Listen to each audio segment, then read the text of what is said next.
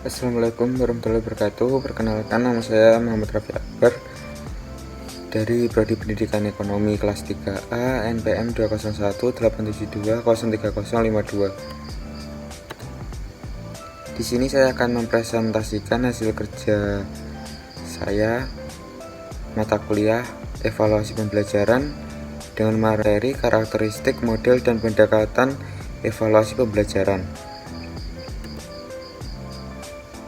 Yang pertama yaitu karakteristik alat ukur yang baik. Evaluasi sangat berguna untuk meningkatkan kualitas proses dan hasil pembelajaran. Pentingnya evaluasi dalam pembelajaran dapat dilihat dari tujuan dan fungsi evaluasi maupun sistem pembelajaran itu sendiri.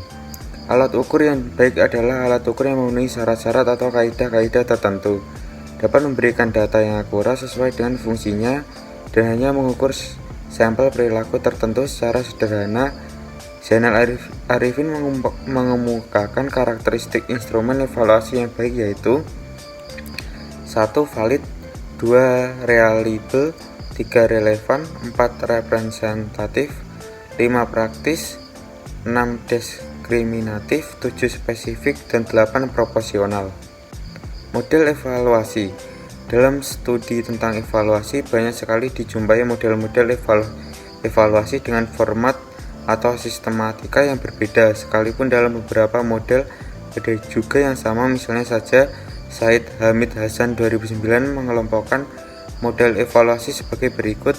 1. Model evaluasi kuantitatif yang meliputi model Taylor, model teoritik Taylor-Maguire, model pendekatan sistem Alkin, model Containance Stack, model CHIP, model ekonomi mikro. Yang kedua, model evaluasi kualitatif yang meliputi model studi kasus, model iluminatif, dan model responsif. Sementara itu, Kaufman dan Thomas dalam Suharsimi, Ari Kunto, dan Cepi Safruddin AJ 2007 nomor 24 membedakan model evaluasi menjadi 8, yaitu yang pertama Goal Oriented Evaluation Model dikembangkan oleh Taylor, yang kedua Goal Free Evaluation Model dikembangkan oleh Scriven, yang ketiga Formative Summative Evaluation Model dikembangkan oleh Michael Scriven, yang keempat Contents Evaluation Model dikembangkan oleh Stack, yang kelima Responsive Evaluation Model dikembangkan oleh Stack, yang keenam CSEU Evaluation Model menekankan pada kapan evaluasi dilakukan. Yang ketujuh, Chip Evaluation Model yang dikembangkan oleh Stufbrum. Yang kedelapan, Discrepancy Model yang dikembangkan oleh Profus.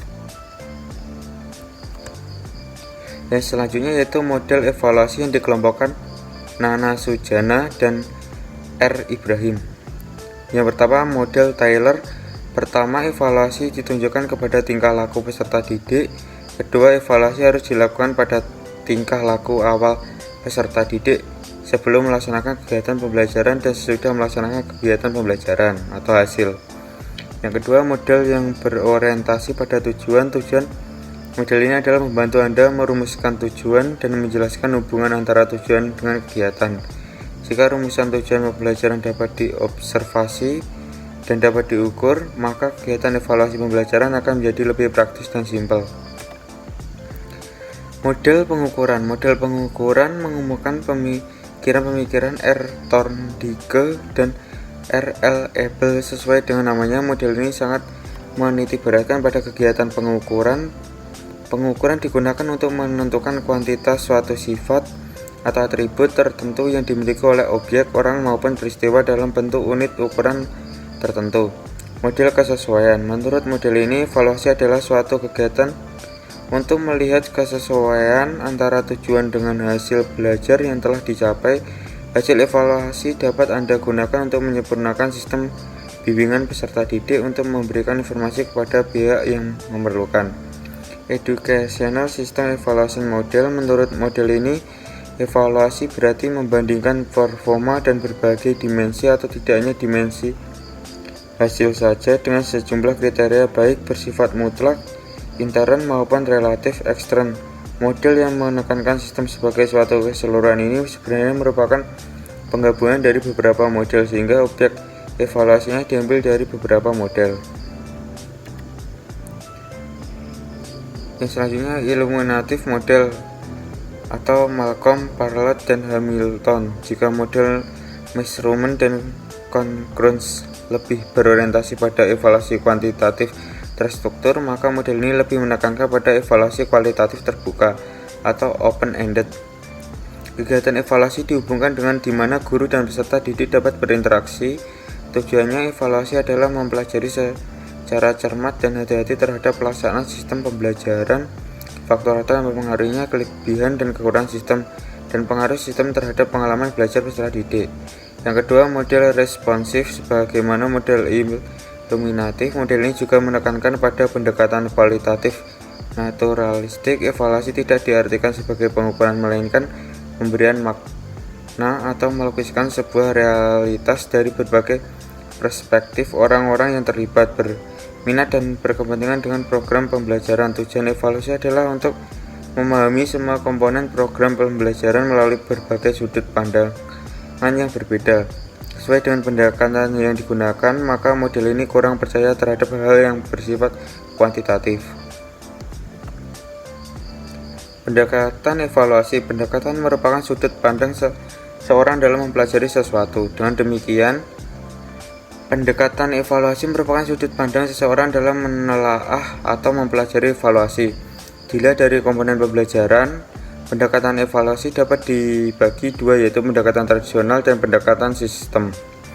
Satu, pendekatan tradisional. Pendekatan ini berorientasi kepada praktek evaluasi yang telah berjalan selama ini di madrasah yang